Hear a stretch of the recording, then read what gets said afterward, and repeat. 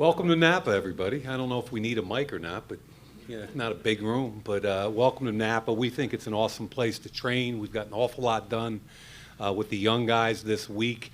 I think the thing John and I have been most excited about with the young guys is, we don't know what they're going to be yet. We haven't put pads on and the vets aren't here, but as advertised as far as work ethic, mental agility, and passion for the game of football. I think John and I have both really been pleased so far with that aspect of it.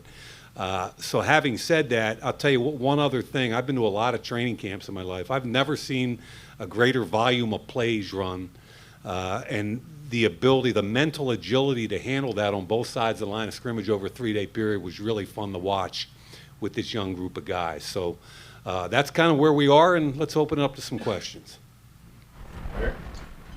What excites you the most about this team and the small sample size that you've gotten to see so far?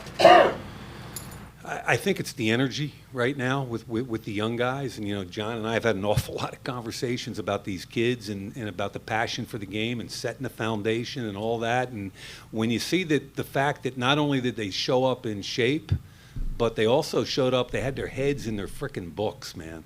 Okay, and when John starts going quads empty on the first day and the defensive backs know what the proper adjustment is, it's pretty freaking cool. And that's what we're juiced about. John, second training camp back for you, but kind of the way last year went, stepping back a little bit and going into this offseason, making a lot of additions. In a lot of ways, does this kind of feel like this is the first real camp that you can start kind of building this team in the way that you want to get this team going in the right direction?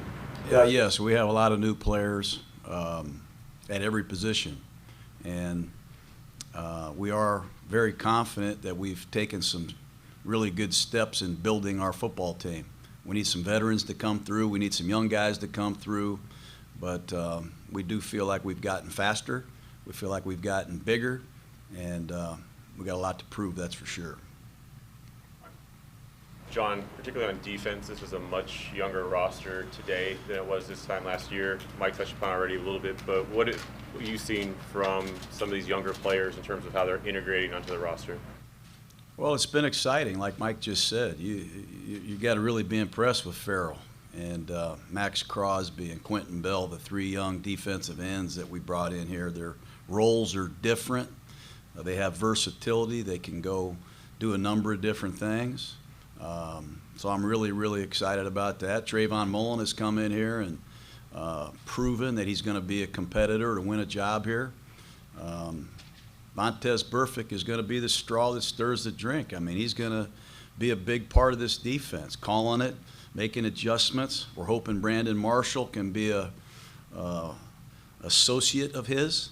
And when you put Tyre Whitehead into that group, we feel like we've improved a position that we have really struggled at over the years. John, this is one of the few times Derek's come back in the same offense. Given that experience that he has, how much does that put you guys ahead as an offense, and how much does that open things up for you as a play caller and what you're able to do with him, maybe that you weren't able to do last year? There's never been any restrictions with Derek. I thought Derek was unbelievable last year in some really tough situations. We've got a brand new receiving corps. We've got a new tight end, new feature back. We got a new right tackle, a new left guard. We got a lot of change around him, hopefully for the better. But he has done a great job, not only with the system, he's done a great job leading the group. He's had those players at his place in Fresno. He's clearly established himself as not only an excellent quarterback, but a premier leader on this team. Which players are going to open camp on PUP, which guys won't be able to practice? Yeah, at this point, we've got two names on the PUP. Denzel Good had lower back surgery 5 weeks ago. Prognosis is plus or minus 2 months from around right now. And then on NFI, non-football injury, Keith Smith, you guys all saw that recently. He had a left knee, and again, don't have a prognosis, but that's nowhere near a season-ending injury. That's it for now. So with Denzel out, John, where does left guard look? And with Richie serving a 2-game suspension to start the season, where do you go now at left guard? Well, we signed Jonathan Cooper, former first-round pick of Arizona, who's been in the league for a while. Played in a system last year that is very similar to the one that we run. I'm really impressed with Cooper. He came in healthy. He's really smart and athletic. And to have a couple veteran guards play next to Colton Miller is something that we're excited about, but we're certainly going to have some competition this summer at left guard. Sarah? Coach, Keelan Doss coming in as an undrafted free agent. What do you see out of him that you like, and what do you like out of undrafted free agents? I don't know. Doss is one of my favorite guys. I get all fired up talking about this guy. He can play all three positions. He might be as smart as any young receiver I've been around. Now, can he make the plays? Can he get away from Conley? Can he get away from our corners, our top flight guys? We'll see. But he's going to get a lot of playing time in the preseason. He can play split end, flanker, or in the slot. He's going to contribute on special teams. And what do I like about undrafted free agents? I don't know. I like Rich Gannon. I like a lot of these guys that come up the hard way with a chip on their shoulder. We've got a number of those guys in this camp that are going to be fun to watch. And really going back to what Mike said, the last 4 practices with the rookies has allowed them to catch up mentally where they can get in the huddle on offense or defense and handle the multiple adjustments that you have to handle in this league. So we're excited about our young guys. Scott? John, what have you seen out of 27th overall pick, Jonathan Abram, especially since he's been back here? Have you been impressed with his mental retention and adjustment to the system? Yeah, I mean, he's very sharp. He loves football. It starts there. You can't get rid of the guy. I mean, he's texting me, calling me. I'm going to change rooms so he can't find me. I love this guy. You'll love Abram. I mean, he's an old-school throwback ball player. He's got to continue to refine his game.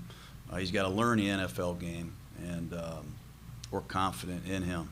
He was so frustrated at the walkthrough yesterday that he couldn't hit people. Yeah. It was John's calling him out, and he's looking at John like, just let me go, man. It's fun to watch, really is.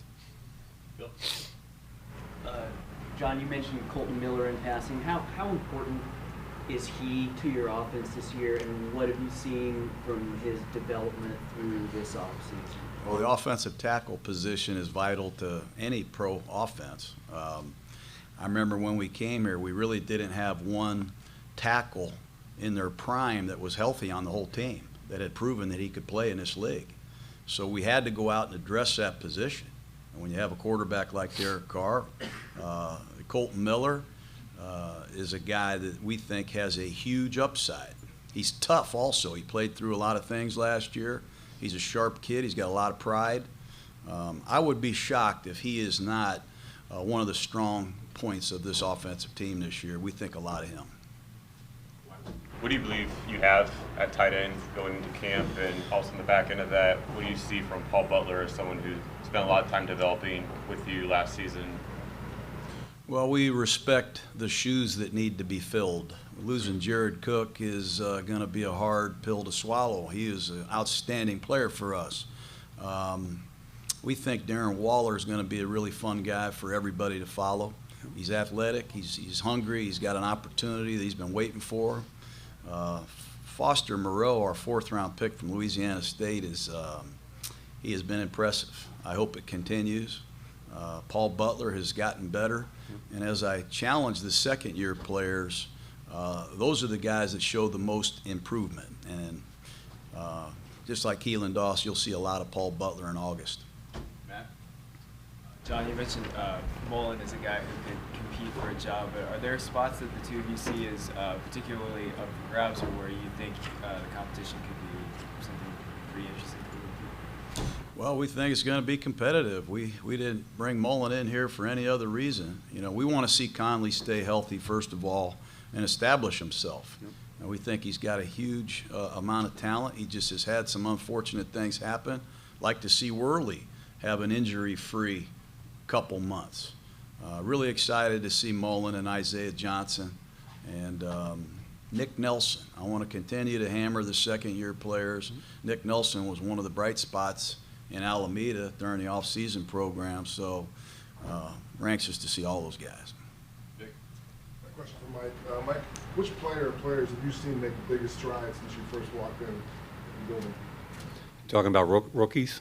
Or you other guys that you've seen programs? Yeah. You know what? It's been fun watching different progressions of different players. For instance, you take Foster Moreau. You know, he came in and we're teaching him different techniques at everything, whether it's pass protection, where it's run blocking, or how to run a route, and how John's offense, which is a lot different than any college kid's got to even begin to assimilate, right? He's picked it up. I sat in the tight end meeting room yesterday with Frank Smith, and I think Frank's done a great job with both him and Paul Butler. But I think Moreau's come a long way from the guy that I saw at the Senior Bowl. I think Hunter Renfro's a guy that's going to come in and not make any mental mistakes and be very user-friendly for the quarterback. I think Derek's going to have a lot of fun watching him compete. There's going to be a lot of competition at that slot. And like John, I can't wait to see some of these second-year players. I mean, if we're going to have a chance to compete this year, some of those guys have to step up. We need Mo Hurst to step up. We need P.J. Hall to step up. You know, we didn't see it from them last year. We need to see it this year. John, when you do have a rookie that could be your featured back, what going into a camp in terms of balance of his workload when you start playing preseason games, and as much as he has to learn, where do you get that balance of you have to see him, but you want to be careful also? Well, you have to see how much the man can eat. You know, how long can he stay at the table? He hasn't been given anything. He won't be the feature back until he earns it. He's got to prove he can get up time and time again. You know, these are car crashes, some of these hits these guys take. You got to be one tough guy. You got to be able to do it down after down. When you are tired and sore and beat up, you got to pick up a blitz. You got to beat a linebacker on a route. And then you got to make a 3rd and 1 to win the game. So there's a lot of maturity that is going to have to take place because he's such a young and inexperienced player, but he's a great kid and he's got a lot of talent. And Kirby Wilson, our running back coach, has done an excellent job putting the boat in the water and getting them started. Right here. John, Antonio Brown made a pretty grand entrance today, coming in on a hot air balloon. What did you think of that, and what have you seen from him so far in your interactions? Where did he land, by the way? I don't know, I guess around here. Did he land? Is he here? Apparently he's landed. Is he okay? That's all I want to know. I expect a lot more drama from number 84. I really do. I told Antonio, try not to yell at Derek. Yell at me when you have a problem. Then he started yelling at me. I said, don't yell at me, yell at Olson. He's the offensive coordinator. He's a fun guy to be around, man. I expected a little bit more than a hot air balloon. I thought he might jump out of an airplane and parachute here himself, but he's going to add a lot of life to this organization at a position where obviously we need some explosive plays. The need for improved play from just these second-year players making that jump from their rookie year, particularly on those 3 defensive linemen who all played a lot last year, in some cases more than you would have liked. What do you think they've shown this offseason, and where are they from their ability to make that jump? You know, Arden's gained some weight, first and foremost, and the Raiders didn't want to play him the percentage of snaps he played a year ago. Which I think took a little bit away from his pass rush. And I'm not trying to give him an excuse at all, but he's been able to sustain some additional weight.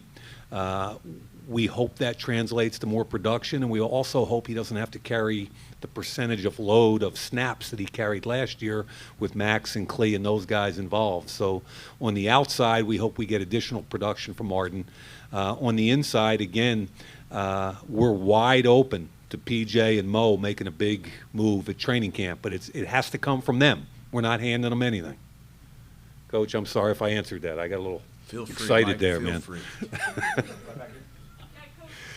Your leading rusher last year, able to be a mentor for rookie Josh Jacobs. How much of an asset has he been?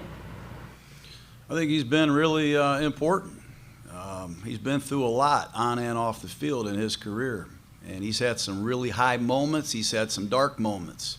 And to be able to live to tell about it and be a great resource of reality is good for any young back, any young player. And we've got some other leaders in our locker room that we're proud to have here. And hopefully at the end of the Napa experience, we've come together and formed an identity as a team.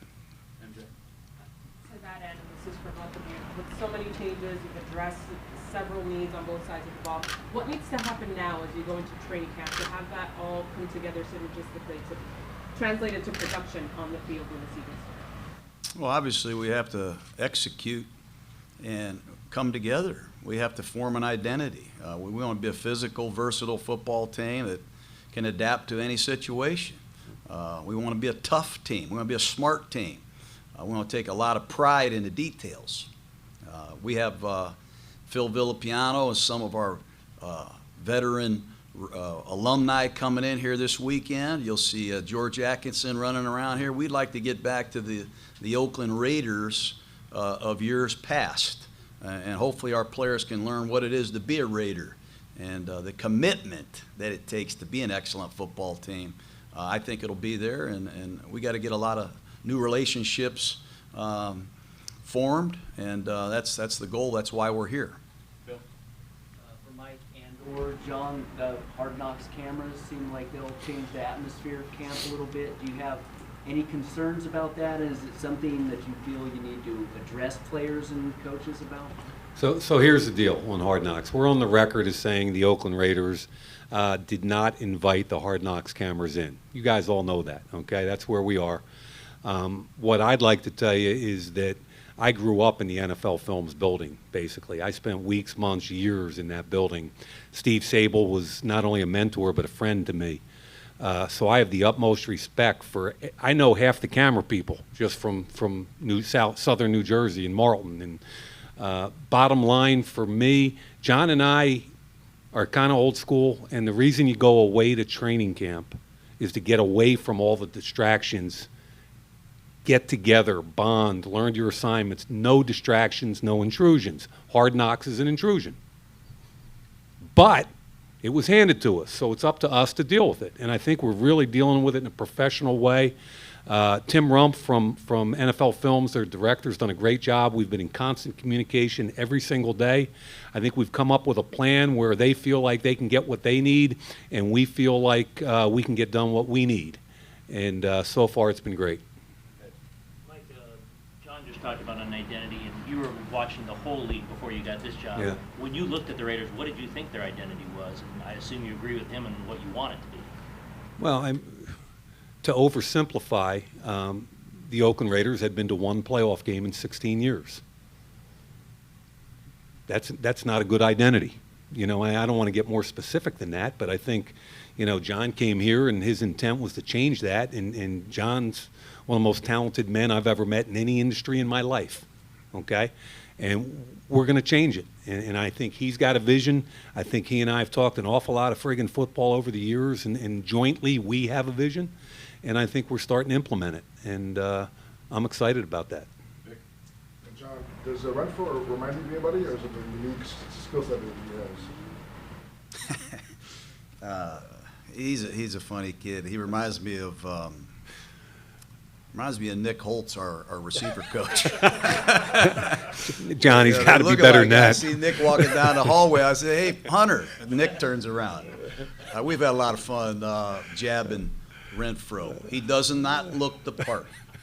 He does not look the part, but don't let looks fool you or deceive you. He's a great competitor. He is a talented, quick, fast twitch, natural receiver. And he is going to have his hands full when LaMarcus Joyner shows up. And it'll be excellent for him and his development to see if he can stand in front of that guy and block him. And he can separate from him. And Joyner has given me his word, none of that's going to happen. So Renfro's going to have an opportunity, much like Darren Waller and some other young players, to have an impact, but he's got to earn it. And one story along with Renfro is the night we drafted him, we traded up to get him, and John gets him on the phone first, and he hands me the phone. And if you guys have all seen what he looks like facially, I got on the phone, and I was all jacked up, and we traded up. I'm like, Hunter, you remind me, you're like Doogie Howser, right? It's unbelievable. We traded up for Doogie Howser. And he was like, yeah, hi, Coach, how are you? And then I got off the phone with him, and he was in the building 2 days later, and I said, did you even know who Doogie Howser was? He said, well, actually, Mr. Mayock, I had to ask my dad. You know, and it's just, he's taking a lot of heat from how he looks, but trust me, he's earning some respect. Mike, What was your reaction to the 2-game suspension for Incognito? And additionally, how has he been in the building? We haven't talked to you since he first signed. How has he been in the building and on the team? The day we addressed it in Alameda, I told you guys point blank that we expected some kind of suspension. Okay, so we knew about it. We planned for it. We think we executed accordingly. As far as Rich himself, and from my perspective, John can talk about it more, but from my perspective, I go back several line coaches with him. I've known all the guys that have coached him over the years. I've reached out over the years. I knew the Rich Incognito story for years. And there's some dark moments, but there's an awful lot of bright moments also. He's been nothing but phenomenal, both to the young guys in the building and the offensive line room. He's been responsive to me. I've sat him down in my office 4 to 5 different times, and it's been all about off the field. I know he can handle on the field. Just sitting down, having mature conversations. And, John, I don't know about you, but I've been excited about the kid, just on and off the field.